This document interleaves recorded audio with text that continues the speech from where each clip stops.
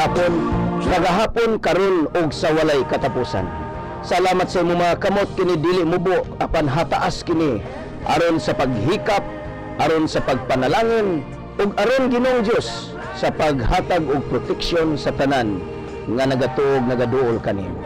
Daghang salamat ning buntaga ng imong grasya ug gugma magadagaya sa tanan karon nga nagapaminaw ning maong programa. Sa pangalan ni Kristo Jesus among Ginoo manluluwas. Amen ug amen. Praise God. Maayong buntag sa atong mga kaigsunan nga nagapaminaw ning atong tulumanon, no? Og praise the Lord nga ang DXIC, no, naga celebrate sa iyang no, kung 56. Yeah. 56. Niadtong last Sunday nalimtan ako mag-greet, no, pero belated na lang, no. Happy anniversary sa anibersaryo, no, sa pagtukod sa RMN Iligan. 56 years. Salamat sa Ginoo nga kini nga kahimanan gigamit kini nga station aron sa pagdala og insakto nga information sa public og nakaabot, no. Kung walay radio station maglisod gyud ang pag-disseminate sa information mga kaigsuonan, pero pinaagi sa radyo kini gigamit sa Dios nga kahimanan aron ang information dali nga moabot sa matag panimalay. O gani ang maayong balita sa pulong sa Dios mapalapnag sayon ang pagpalapnag, no, nga ning atong programa natay mga sulat nga nadawat gikan sa Liti, sa Cebu, labi na gid sa may Bulhoon Cebu, Santander o sa Talisay, no, natay mga sulat nga nadawat og sa Negros mga kaigsuonan, mga lagyo nga dapit, no, sa Visayas na abot ning mao nga station og usab dinhi sa Mindanao. Halos mao na nga kining programa mga kaigsuonan sa DXIC. Nagapasalamat kita nga ang maayong balita na abot sa daghang mga tao, no, daghang mga panimalay nga nagaabot niini. So mao na nga God bless DXIC RMN Iligan, no, RMN DXIC Iligan. God bless, no, ang tanan nga mga trabahante, panalanginan sa Ginoo og ang tag-iya niini, panalanginan sa Dios. Salamat sa Ginoo kagahapon mga kaigsunan na nining si manahuna na focus kita sa atong attention dito sa kuan, no, sa former nga garbage site sa Santiago. O wa naman dito gilabayan karon apan dito kita naghimo kita gamay nga tindahan, maybe children's cooperative tong giunahuna ni ana, pero wala pa ma-finalize, di ba ka mabisi or unsa mo na nga basta naghimo lang tag area lugar na at bang na sa high school atong Kids Freedom Center. So mo na nga atong pasalamatan, no, nga kagahapon dunay feeding ginahimo og nagtan-aw ko makaigsunan nga wala ba ang supply, no, gamay ra mo na nga kuan ko nga ko sa sunod punon ginato ning dako kay kardero, and we need 5 kilos of rice kung maghimo tag arroz caldo. Kung maghimo ta og arroz caldo o kining magpakaon ta mga kaigsunan, o daghan-daghan ang kinanglan, pero gamay-gamay ra man gud ang supply kagahapon. Tungtan ako sa nag-in-charge dito nga luto Sister Bibi Tulio, ingon niya gamay ra man ang atong bugas, pastor, mao na nga gamay ra ang nahimo.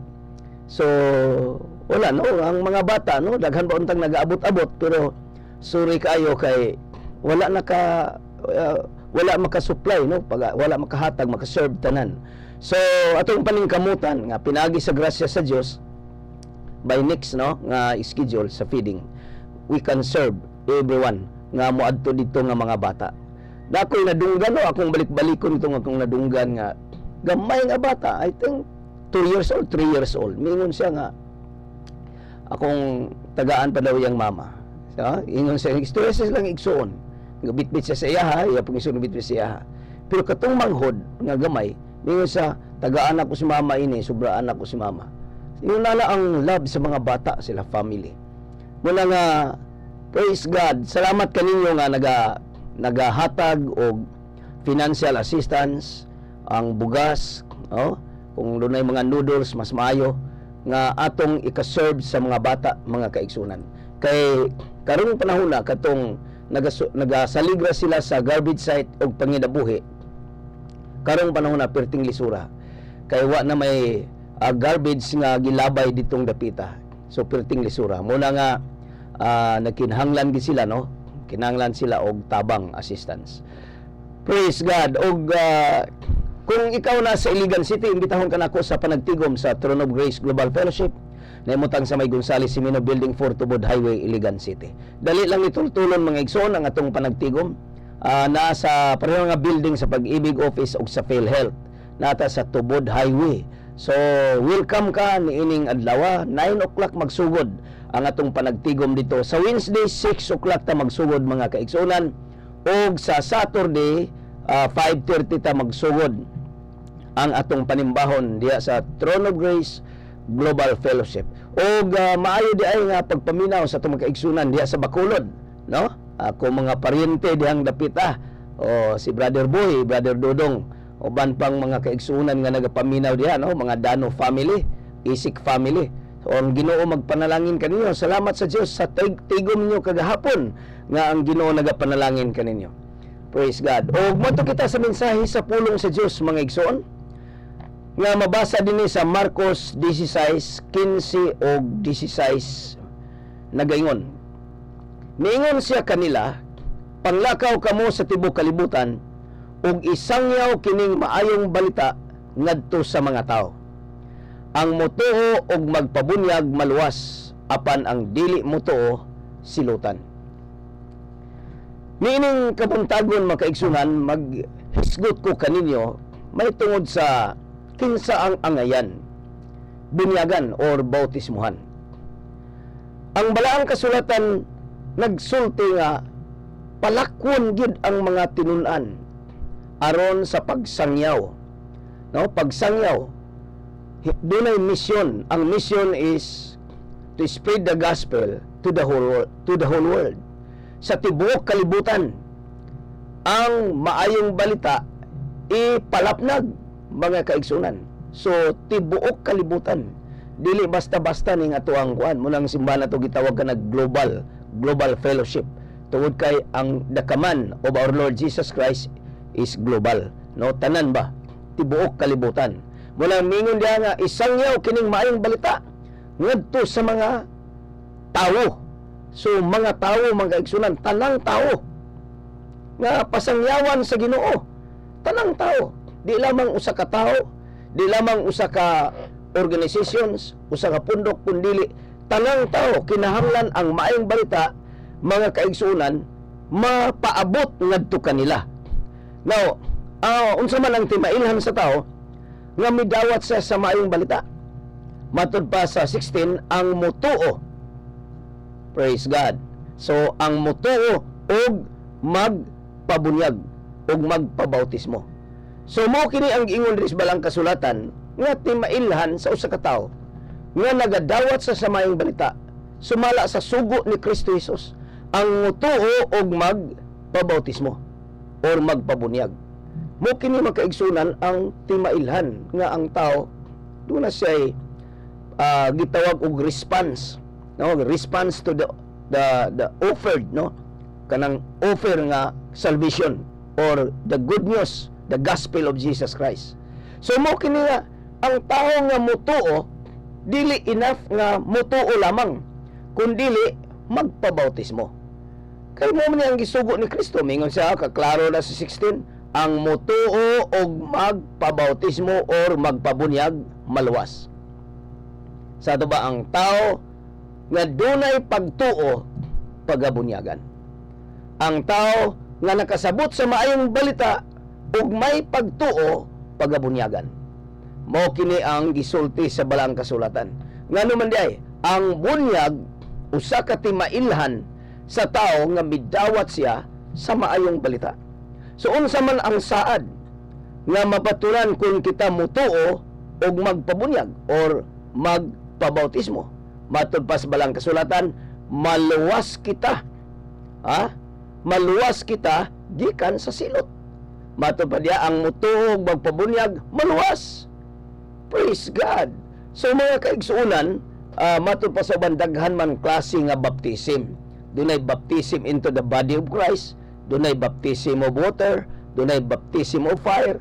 Now, daghan man klase sa bautismo ang gisgutan. Pero atong nakita diri nga si John the Baptist na mautismo, si Kristo nagpabautismo. And then ang mga tinunan na mautismo. Gani si Apostol Pedro, nagawali siya, mingon siya, maghinulsol kamo og magpabautismo. Sa ato pa kining bautismo mga kaigsunan, usa kini ka mensahe, na? Usa kini ka mensahe. Unsa man day ang pulong baptism, sa Greek word gitawag kanang baptizo. Baptizo means to dip down or to immerse. Sa ato ba ilubong gayud, mo na nga ang atong baptism atog yung gituslob sa tubig, atugid sa lalom, no, atugid sa lalom. Ayaw mo pagtuo na mingon nga pangutan-on pa unsay mong nakita, wala na, isyo lang yan. Pero ang atoa mga kaigsunan, giingon sa balang kasulatan ang magpabunyag, no? To dip down or to emerge. Sa duba ilubong gid siya, kay mo man na ang baptism sa Greek word. So giingon diha, maluwas ka kung ikaw magpabautismo, ha? Apan kung dili kita motuo, unsa man ang atong dangatan. Mga kaigsunan, matod pa sa balang kasulatan, apan ang dili motuo, silutan. Praise God. Hallelujah. Di ta gustuhan ng silot mga kaigsunan, kundi kaluwasan. Lisod ba sugton kining baptism? Lisod ba paghimo niya ng pagtuo? Mga kaigsunan, dili ni pag-transfer og bag-ong religion, dili ni pag-adapt og bag-ong organisasyon, kun dili mao ang pagtuman sa sugo ni Ginoong Hesukristo nga iwali ang maayong balita sa tibuok kalibutan. Ang motuo og magpabunyag or magpabautismo maluwas. Atong basahon ang buhat 8:35 og 39 nagaingon. Busa gisaysayan siya ni Filipe sa maayong balita, may tungod kang Hesus, sugod gayud niining bahina sa kasulatan. 36. Og samtang nagpanaw sila, niabot sila sa usa ka dapit nga may tubig, og ang opisyal miingon, ania may tubig, nganong dili mo man ako bunyagan or bautismuhan. Busa gipahunong sa opisyal ang karwahe, og silang duha nanaog og miubog sa tubig, og gibunyagan siya ni Filipe. Mga kaigsuunan, tataw kayo sa verse 38, sa paghawas nila gikan sa tubig, ang Espiritu sa Dios misakmit kang Filipe, og wala na siya makit-e sa opisyal. Apan ang opisyal mipadayon og iyang sa iyang panaw nga malipayon kaayo.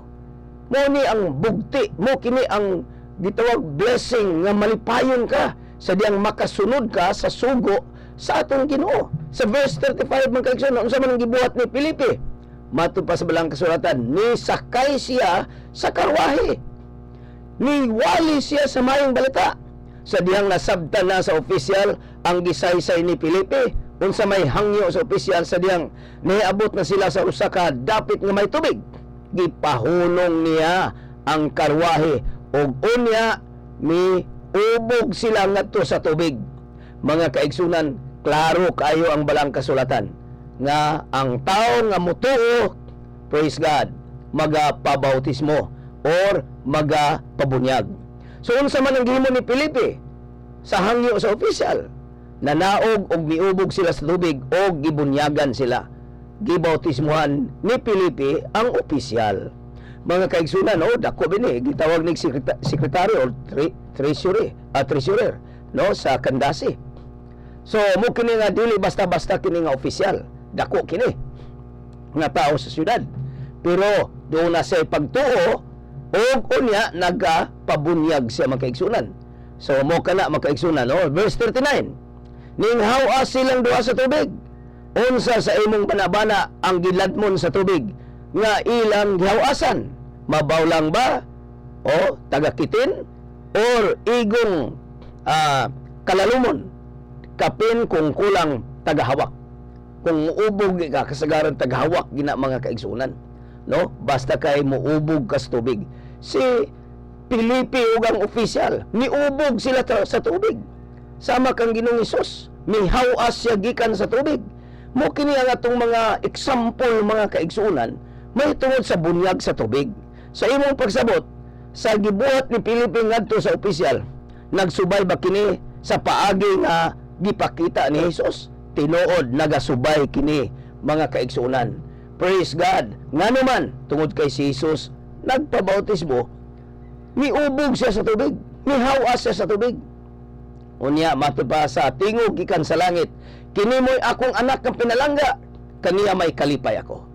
Mga kaigsunan, ang pagsunod sa sugo sa tong Ginoo, palangga ka sa Ginoo. No, tanawa ang opisyal sa dihang bunyagan siya, gibautismohan na siya, ni padayon sa siyang panaw nga malipayon pagayo. Praise the Lord. Doon na di ay gitawag og timailhan sa kaduugan ang kinabuhi sa tao nga nagpabunyag o nagpabautismo. Hinumdumi kini ang tao nga may pagtuo siya bunyagan or siya bautismuhan. Og unya sa lalom nga tubig himuon ang bautismo. Kining atong gisaysay kinutlo kini gikan sa balang kasulatan, dili kini gikan sa libro. Ang atong gibasa balaang kasulatan. Niabot naman ang takna sa mga pag-ampo mga kaigsunan. Kung ikaw dunay mga suliran sa kinabuhi, kung ikaw dunay mga problema, duyog ka na ko sa pagtuo nga ang Diyos mao sa gihapon ang kagahapon, karon og sa walay katapusan. Siya mao'y nagmugna sa kalibutan ug sa langit. Musab kini nga atong kinabuhi, siya usab ang nagamugna niini. Miabot naman ang kini nga takna. Ang imo lang buhaton guniti ang radyo. Kung ikaw layo sa radyo, itapion imong tuong kamot sa imong dughan as a point of contact, and I believe God, hallelujah, magapang pamuhat sa milagro alang kanimo. Magampo ta. Labing gamahanan nga Diyos, daghang salamat nga sa ngalan ni Kristo Jesus, ang gahom sa pagkabanhaw ni Kristo, ang gahom Ginoong Diyos sa Diyos nga nagapanglihok sa lubnganan og nagbangon kang Hesus. Praise God. Pariho na nga gahom karon nga maoy muhugpa sa tanan nga dunay mga problema sa ilang panglawas, sa ilang negosyo, sa ilang pagpamuhi ug sa mga mananagat. Salamat nga ang gahom Ginoong Diyos, ang imong grasya moabot nga na kanila pinaagi sa pangalan ni Kristo Jesus among Ginoong manluluwas. Amen ug amen. Praise God. Higalag igsoon imong buntaga kung nasayod nga ang Diyos dunay gibuhat sa imong kinabuhi, tindog sa imong himutangan og ingna. Daghang salamat Ginoo sa imong pagpanalangin kanako. Sulti ako nining si manahuna giun sa kapagpanalangin sa Dios, inig-abot sa imong text. I-text lamang ang tong sulat-sulat karon mga kaigsuunan, pwede man gyapon magsulat kirop lang sa DXIC. Pero kini akong cellphone number 0919-819-7708. Akong usbon 0919-819-7708. Daghang salamat kayo sa imong pagpaminaw o usab si Brother Sinforiano Humamoy uban siyang pamilya malipayon nga nagapaminaw karong adlaw. God bless you and God bless imong family. Praise God. Kini si Pastor Rudy magaingon nga ang Dios magpanalangin sa inyong kinabuhi sa inyong panimalay. Pinagi sa ngalan samahan sa Espiritu Santo. Amen.